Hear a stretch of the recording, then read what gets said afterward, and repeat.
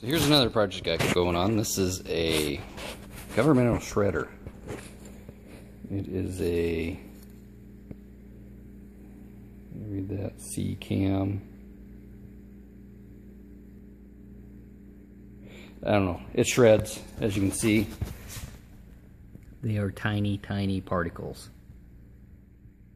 Very small. And that thing is very heavy. I mean, it probably weighs at least 80 pounds. It's stinking heavy. The motor in it's huge. I can post some pictures when I had it all apart, cleaning it out. Grabbed some, this is cardboard, not super thick, but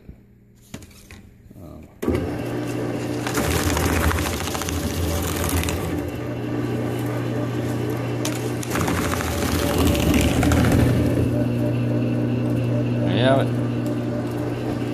great machine. Over here, this is, I feed newspaper through it, and I've got two, 33 gallon, about 31 pounds each one of these is. It's compact pretty good, but the stuff is just like super soft. It's really fluffy. I'm gonna use it for insulation, but you can tell, it's a lot of ceiling to insulate, so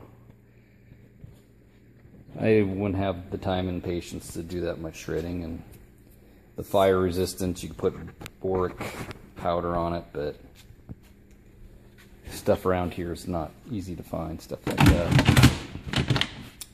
The other project I got going, here is a 1954 Shopsmith that I inherited from my grandfather. I've got the head pretty much done. I went through it, cleaned everything out, re-greased it, painted it.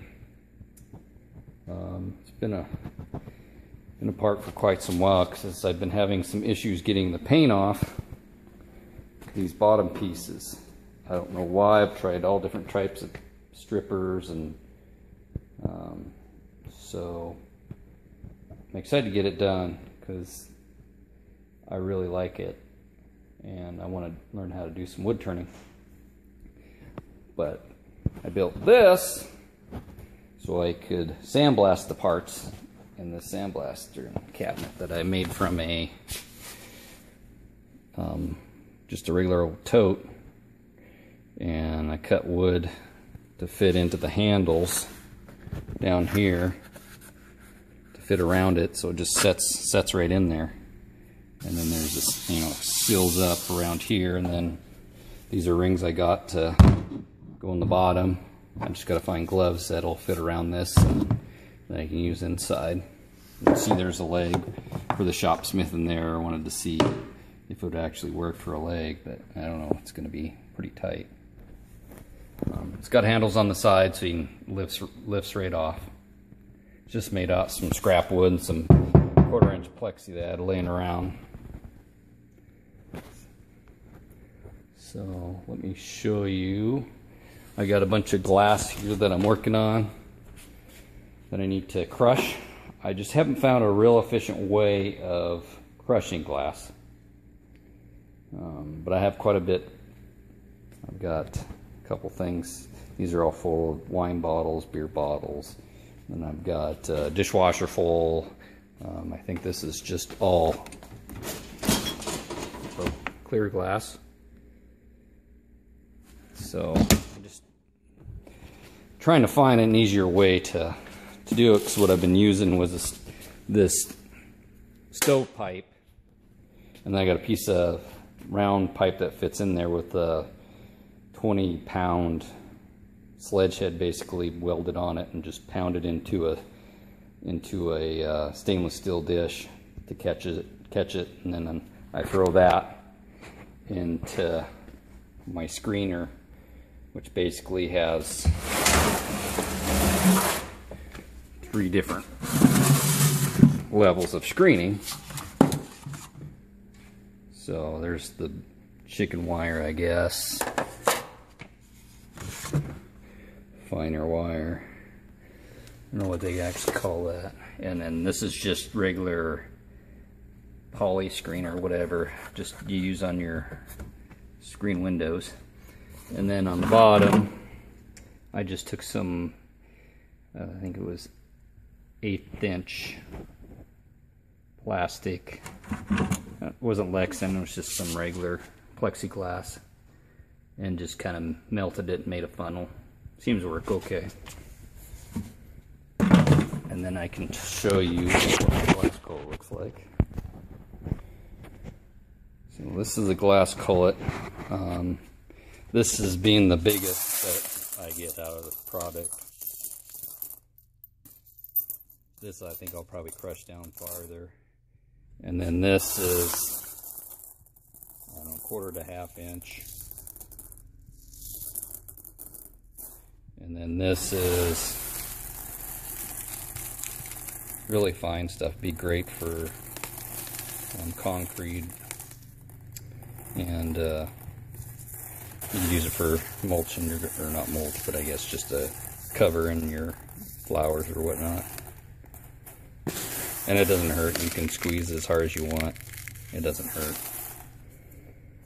It's not tumbled at all, but it's still, I'm sure there's sharp edges. You probably still get cut if you're not careful, but I haven't. And then this is the dust. Basically the really fine sand granules that come out of there. You use that for sandblasting. I've tried it with it and it works fine.